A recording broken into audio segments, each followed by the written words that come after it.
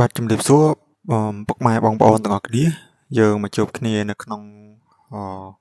មេរៀន Enscape ប៉ុន្តែនៅក្នុងវីដេអូនេះគឺខ្ញុំបង្ហាញអំពីរបៀបនៃការពាក់ព័ន្ធជាមួយនឹងការដំឡើង Enscape របៀបដំឡើង Enscape ណាបាទអញ្ចឹងនៅក្នុងវីដេអូដំបូងនេះគឺយើងរៀនពីរបៀបដំឡើង Enscape អញ្ចឹងទី1ខ្ញុំផ្ញើជូនបងប្អូនតម្រង់បែបនេះអញ្ចឹងបងប្អូនដោនឲ្យពេញ megabyte មកណាដោនឲ្យពេញ megabyte បាទបន្តមកទៀតបងប្អូនគាត់តែមកស្ដាំយកពាក្យ save as ណា save as ដោនឲ្យពេញសិនមកណា save as ហើយវាលោតទៅទីតាំងមួយដែលយើងចង់ទុកអញ្ចឹងខ្ញុំទុកលើ desktop ខ្ញុំទៀតហើយដើម្បីស្រួលមើលបន្តទៀតខ្ញុំដាក់ឈ្មោះឥឡូវដាក់ឈ្មោះfile Enscape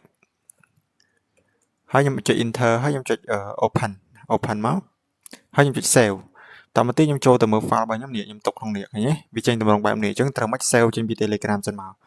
តាមទីខ្ញុំ extract វាខ្ញុំមកស្ដាំយកពាក្យ extract here បើសិនករណីបងប្អូនអត់ចេញដូចខ្ញុំទេអាចសួរនាំខ្ញុំបានព្រោះដោយសារបងប្អូនអាចប្រើ Windows 11អីចឹងទៅឬក៏អត់តាន់មាន file អីចឹងទៅសំខាន់ពលាឲ្យតែចេញមកបាទពលាចេញមកនេះវាពលាយើងហើយចាំតិចមកបាទនេះវាពលាយើងហើយអញ្ចឹងនៅក្នុងនោះវាមាន file ស្រាប់ឲ្យយើងតម្លើងហើយវាមានរបៀបតម្លើងនិងពាក់ព័ន្ធជាមួយនឹង Crack ហើយកន្លែងនេះគឺកន្លែងវាបង្រៀនយើងវាមានវីដេអូបង្រៀនទេប៉ុន្តែវាប្រាប់យើងថាដំបង download នេះ download ដំបងបន្តមកទៀត copy អានេះហើយទី3នោះគឺរួចរាល់ហើយតែប៉ុណ្្នឹងទេអញ្ចឹងយើងធ្វើការតម្លើងមកមកអូខេអញ្ចឹងវាមាន3ហ្នឹងបាទ3ហ្នឹងប៉ុន្តែអ្វីដែលយើងជា file តម្លើងគឺ file មួយនេះណា file មួយនេះហ្នឹងហើយអញ្ចឹងចាំយើងចូលតម្លើងទាំងអស់គ្នាដោយទី1ខ្ញុំសូមប្រាប់បន្តិចពាក់ព័ន្ធជាមួយនឹងរបៀបតម្លើងនេះគឺខ្ញុំតម្លើងក្នុង26ណានេះ26 24របស់ខ្ញុំគឺខ្ញុំមានហើយអញ្ចឹងនៅក្នុងនឹងដែរគឺបងប្អូនត្រូវដឹងថាបងប្អូនត្រូវមាន SketchUp ចាប់ពី2024មកដល់26បានតម្លើងអានេះបានដោយសារ SketchUp 24 25 26បាន support Enscape 4.17 នេះបានប៉ុន្តែបើកាលណាបងប្អូនមាន version ទាបជាងហ្នឹងអាហ្នឹងតើបងប្អូនទៅរក file Enscape ដែលទាបជាងហ្នឹងអាហ្នឹងបើថាមិនចាំតាក់ទងមកសួរនាំខ្ញុំមកខ្ញុំអាចតម្លាក់ជា file Enscape ឬក៏បងប្អូនចង់បាន SketchUp version ខ្ពស់អាចប្រាប់ខ្ញុំមកខ្ញុំផ្ដល់ជា SketchUp version ខ្ពស់ស្រាប់តម្លើងអញ្ចឹង 4.17 ហ្នឹងវា support តែ SketchUp 3 version ធំៗ24 25 26អញ្ចឹងរបស់ខ្ញុំគឺតម្លើងបានទាំងពីរទាំង24ក៏ខ្ញុំតម្លើងបាន26ក៏ខ្ញុំតម្លើងបានដែរព្រោះខ្ញុំប្រើពីរហ្នឹងហើយអញ្ចឹងឥឡូវខ្ញុំចាំតម្លើងជូនបងប្អូន2026អញ្ចឹងដូចខ្ញុំបញ្ជាក់អញ្ចឹងណាអញ្ចឹងកុំឆ្ងល់អញ្ចឹងបន្តមកទៀតនោះគឺយើងចូលតម្លើងដោយយើងបិទvirus ខ្ញុំបិទ virus មក virus ខ្ញុំបិទហើយខ្ញុំបិទអ៊ីនធឺណិតហ្នឹងហើយខ្ញុំបិទ Wi-Fi បាទហើយបិទ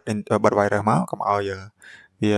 ចូលមេរោគអញ្ចឹងរបៀបតម្លើងយើងត្រូវបិទ SketchUp ណាកុំបើក SketchUp ពេលដែលតម្លើងកម្មវិធីដែលបញ្ចូលទៅ SketchUp កុំបើក SketchUp អញ្ចឹង SketchUp ខ្ញុំបិទហើយបងមើលកន្លែងមកជួននេះអត់មាន SketchUp ត្រូវការបើកទេអញ្ចឹងខ្ញុំធ្វើការតម្លើងហើយអញ្ចឹងខ្ញុំ select មកស្ដាំយកពី open មកបាទហើយខ្ញុំយកពាក្យ run បាទ run មកណាបាទហើយខ្ញុំយកពាក្យ yes អញ្ចឹងវាធ្វើការដំណើរការឲ្យយើងឯង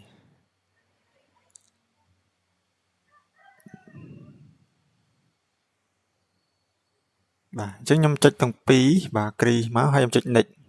ហើយខ្ញុំចុច next ទៀតហើយខ្ញុំចុច install បាទអញ្ចឹងវា install ឲ្យយើងហើយ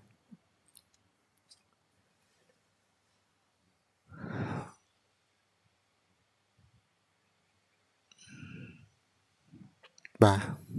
យើងតម្លើងបញ្ចូលក្នុង SketchUp ណាអញ្ចឹងយើងត្រូវមាន SketchUp សិនកម្មវិធី Enscape ឬក៏កម្មវិធី render មួយចំនួនគឺយើងត្រូវបញ្ចូលបន្ថែមនៅក្នុង SketchUp អញ្ចឹងយើងមាន SketchUp យើងតម្លើងវាបញ្ចូលមកគឺអូខេអញ្ចឹងគ្រាមខ្ញុំយកពាក្យ done បាទ done អញ្ចឹងវាចូលទៅ SketchUp អត់ហើយវាតម្លើងចូល SketchUp ណាវាចូល SketchUp ហ្នឹងតម្លើងស្រួលតែតម្លើងតែមួយហ្នឹងប៉ុន្តែបន្តមកទៀតហ្នឹងអ្វីដែលយើងត្រូវធ្វើនោះគឺកន្លែងនេះគឺកន្លែង readme នេះ readme នេះគឺយើងមើលកន្លែងវានេះទី1យើង download អញ្ចឹងយើង download មិញណាដូចខ្ញុំធ្វើតាមមិញមកទី2យើង copy អាហ្នឹងចូលពាក្យថា course native deal ហើយយកពាក្យថា to the program file យកពាក្យ Enscape យកពាក្យនេះអញ្ចឹងយើងត្រូវ copy អានេះ copy ខ្ញុំនិយាយមិញហ្នឹង copy license course native deal នេះចូលទៅនៅក្នុង 3D អញ្ចឹងខ្ញុំគ្រាន់តែមកស្ដាំយកពាក្យ copy ក៏បានឬក៏ control អក្សរ C ណា control អក្សរ C ក៏ copy ដែរបងប្អូនកុំឆ្ងល់បាទព្រោះពេលខ្លះបងប្អូនមកស្ដាំអត់ឃើញអញ្ចឹងទៅហើយខ្ញុំសូមបញ្ជាក់ដែរពេលដែលតម្លើងត្រូវពលាកុំអត់ពលាតែពេលយើងចូលទៅតម្លើងក្នុងនេះពិបាកណាពិបាកអញ្ចឹងគេត្រូវពលាមកពលាស្រួលមើលដូចខ្ញុំចេះហើយខ្ញុំគ្រាន់តែ copy នេះមកណា copy ហើយខ្ញុំចូល try C យកពាក្យ program file ហើយយកពាក្យ Enscape នេះ មានពាក្យ Enscape នៅក្នុងហ្នឹងបងប្អូន A B C នេះ Enscape អូខេ Enscape ហើយមិញគេយកពាក្យថា render host ហើយយើង pass វាមក control អក្សរ V ក៏បានតែក៏យើង mouse ស្ដាំយកពាក្យ pass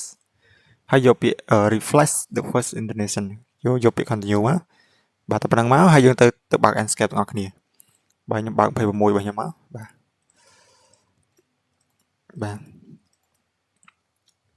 ហើយខ្ញុំចូលកន្លែងនេះមកអូខេ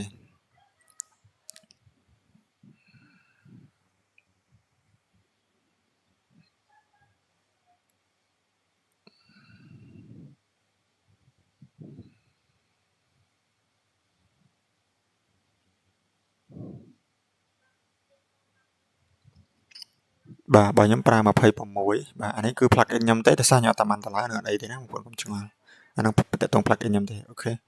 ម្ដងទៀតខ្ញុំបើកម្ដងទៀត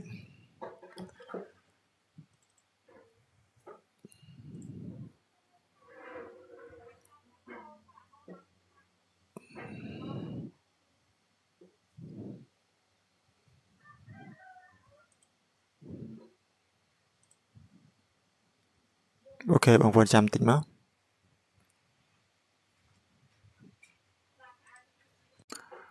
អូខេអញ្ចឹងខ្ញុំបើកចេញហើយនេះខ្ញុំសុំខ្វែងអានេះទៅខ្ញុំខ្វែង plugin កុំឲ្យបងប្អូនច្រឡំអញ្ចឹងខ្ញុំគ្រាន់តែ mouse ស្ដាំលើអា toolbar ខ្ញុំនេះមកនេះអា toolbar នេះមួយវាលាវយើងច្រើនណាស់អញ្ចឹងវាមានមុខងារអីក្នុងនេះយើងឃើញហើយមាន plugin មាន V-Ray មានអីយើងទៅឡើងអញ្ចឹងមិញខ្ញុំទៅឡើង Enscape អញ្ចឹងខ្ញុំចូលឡើងពាក្យ Enscape នេះមកបាទ Enscape ឃើញវាឡើងមកនេះស្រួលទេតឡើងស្រួលជាងមុនឆ្ងាយ Enscape អត់មានត្រូវការអីច្រើនទេតែប៉ុណ្្នឹងមកគឺវាប្រើបានឲ្យយើងឥឡូវខ្ញុំចូលឡើងតឡើងតែប៉ុណ្្នឹងមកតឡើងបានហើយហ្នឹងហើយប្រើបានអូខេខ្ញុំចុចចូលឡើងហ្នឹងមកអញ្ចឹង Enscape ហ្នឹងវាដើរឲ្យយើង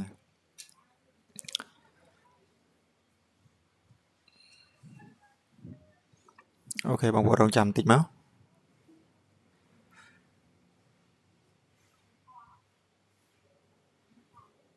អូខេចាំបន្តិចបាទនេះឃើញទេអញ្ចឹងចាប់ផ្ដើមប្រើបានហើយហ្នឹងហើយឃើញទេយើងអាចបវល់ឆ្វេងបវល់ស្ដាំអញ្ចឹងណាគឺ Enscape ឃើញទេងាយតឡើងបាទតឡើងអញ្ចឹងរបៀបតឡើងបងប្អូនតឡើងមកតាមខ្ញុំណាដូចវីដេអូដែលខ្ញុំបង្ហាញតាំងពីដើមមកអរគុណច្រើន